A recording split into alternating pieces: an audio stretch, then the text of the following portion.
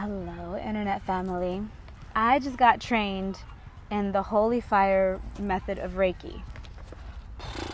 Let me tell you, I just want to tell you guys what it was like because I hadn't heard of it very much. I heard of it and then I got trained in it a couple months after because my friend who got trained in it, who then trained me, was glowing so brightly. I saw her, I've been friends with her for a while. I met her through my work, and I love all you guys who I meet through my work because it's so exciting to see how we all connect with each other. And I actually ran into her a couple months after she'd gotten trained in the Holy Fire method. And it was after a long day at her work, and she was exhausted, and she'd been dealing with people all day, and her glow was still ridiculously bright. And I mean, this is a glowy girl anyway, but I also knew it was different than it had been before. I knew that part of it was because of her Holy Fire training. So, the difference between Holy Fire Reiki and regular Reiki. Reiki, at first, if you haven't heard it before, it's an energy healing technique. It has been taught at Harvard and Yale. It has been scientifically studied. And the idea behind it, the way I think about it is it's the stem cells of chi. So it'll kind of go wherever it needs and do whatever it needs to do. But when I got trained in it was very different because ordinary Reiki activations include signs and symbols being put into your energy field, because the idea here is that Reiki is the unconditional, limitless love light of God, Goddess, all that is, or source energy, or whatever you want to call it, but that's that divine stuff that infuses everything and makes it go. And so what getting trained in Reiki historically is attuning yourself to that frequency. Like before you program a radio, it can't hear anything, and then once you program it to pick up certain frequencies, you can hear music or talk shows or whatever you want, depending on how you turn the dial. So the idea with Reiki is that you attune yourself to Reiki, and then it can come through you and go out to the person that you're Reikiing or the thing that you're Reikiing. For instance, I always imbue Reiki into my electronic stuff. So the idea is when you walk away from something that I make, you'll feel a little better, a little brighter, maybe some pain you have will be a little less. That's my intention. Things will be clearer in your mind, etc., etc. So the difference between that and Holy Fire Reiki is that Holy Fire Reiki does not go through the practitioner to the person. These holy fires are set in your aura so that you can just ask them to do the work, because the idea is that Reiki is this huge whole dimension of energy. See if I can adjust this lighting for y'all. Okay. Reiki is a whole dimension of energy, and anytime it comes through any one person's identity, personality, it'll go through their specific blocks, their specific issues, and it will get less powerful because any big divine energy going through a person makes it a little less big and endless and divine, right? So the idea with Holy Fire Reiki is you get in the way as little as possible. So the training is really just a succession of these guided meditations. It's really interesting. So when I first started, one of the first visualizations that you get is looking at a beach. And so, of course, I looked at my beach out here in California that I love to go to. And that you see this holy fire, this fire burning both above the water and below the water. And so I visualized this, and I saw the fire first burning blue.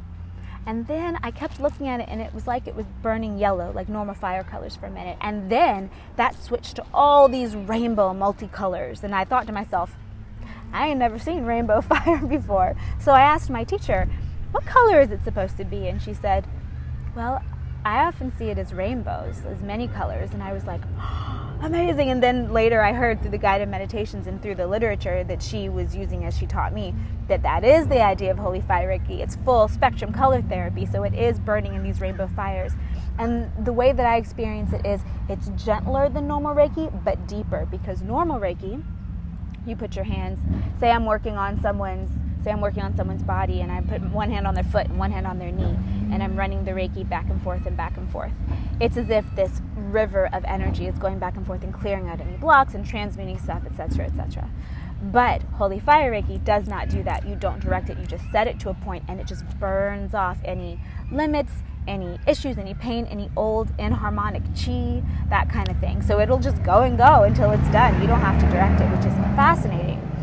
Also, in the Holy Fire Reiki method, they speak of God and Jesus, and they say in the literature of the Holy Fire Reiki method that a lot of people have issues with religion. A lot of people have had traumas and been badly treated about religion. So a lot of people might have problems doing that, thinking about it like that. But the religion does not own God, and religion does not own Jesus. And in the Holy Fire Reiki training, they speak of Jesus not as a religious figure, but as a great healer, because everyone can pretty much agree that he was a great healer. And I thought that was cool. I personally have a great relationship with Jesus, so I didn't have a problem. That said, I did start having interesting experiences. So about halfway through, I fell asleep after one of the attunements, or one of the meditations. And I slept for about an hour. I didn't even know. My teacher's cat came over and sat on my lap, and I was out. And when I opened my eyes, I thought it had just been a couple minutes. And I looked over at her, and she said to me, Karish, you were asleep for like an hour. And I thought, oh, I'm so sorry.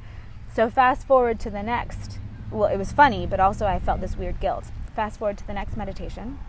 And the whole time, I was feeling these intense feelings of guilt come up in me for falling asleep. I was thinking to myself, oh my gosh, I'm supposed to be learning this thing, and I passed out, and I'm in her house, and she couldn't do anything because I'm laying here sleeping, and what a bad student I am, all that kind of stuff.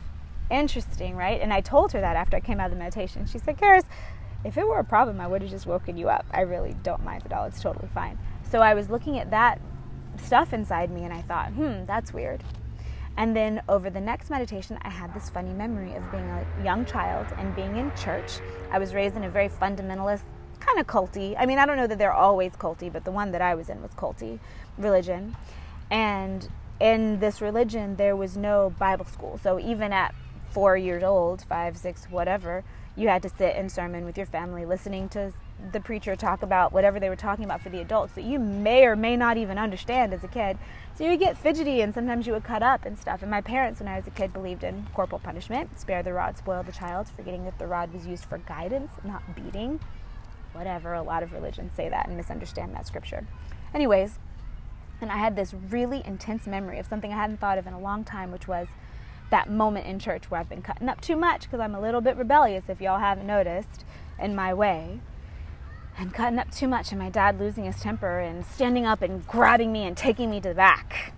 He took me to the back to a private room and beat me and spanked me. Now, not like he would hit me in the face or anything, but I've always been very physically sensitive, so I was probably not a child that should have been spanked. However, my parents were doing the best they could. Many, many traumas are just made by misunderstanding, so I don't want to bash my parents here. They're wonderful people, but that did hurt me on a deep level. And I just remembered, and I didn't even, like I said, I didn't even know that this was an issue, but I remembered the feeling, the embarrassment and shame of being dragged to the back of the church, having everyone else look at me in the congregation. It was a small town and a very small congregation, maybe 100 people or something. They all knew what was about to happen, knowing that I was about to get beat and no one was helping me. And this was okay, that I was just about to get hit over and over because I broke some rule that I may or may not have known.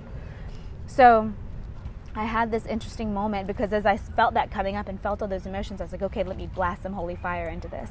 So I imagined those rainbow flames going through everything. And then I had an imaginary memory superimposed on my first memory, and it was of being in that back room and fighting back and cringing away and getting kind of vicious and just saying, because this is how I understood spanking as a child. Never once did morality get instilled in me from a spanking. It would get instilled from a conversation, but a spanking just felt kind of arbitrary and weird to me. So I imagine like cringing back from my dad and getting vicious and saying, oh, so, since you're bigger than me, you're just going to beat me until I do what you want? That's what we're doing here? And in my imagination, my dad's face dropped because he had that moment of lucidity, like, wait a minute, this doesn't make sense. And that never actually happened. But nowadays, if my father had it to do again with the soul evolution he's had in the past 30 odd years, I don't think that he would probably spank either anymore. But whatever, it is what it is. Every child is different. Every parent is different. But I did not feel the empowerment to fight back. I did not feel the empowerment to stand up and say, hey, it's not okay to hit me. Now, granted, I probably would have just gotten beaten worse because they did think that it was okay. But something about just taking that time and standing up and saying, hey, wait, was really empowering. So since I've had the Holy Fire Reiki training, I need to end this soon, I've noticed really, really amazing things. I've noticed my energy be higher. I've made more money. I've been more aware, and I've had more inspiration.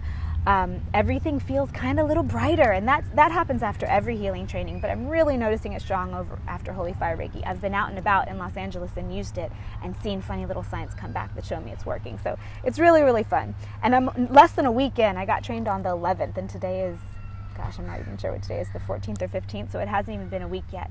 And I'm going to focus on it for the next 4 months or so exclusively, and we'll see what happens. But that is the update about Holy Fire Reiki. Hope you guys enjoyed. I'm still new myself. Talk to you later. Love. Bye.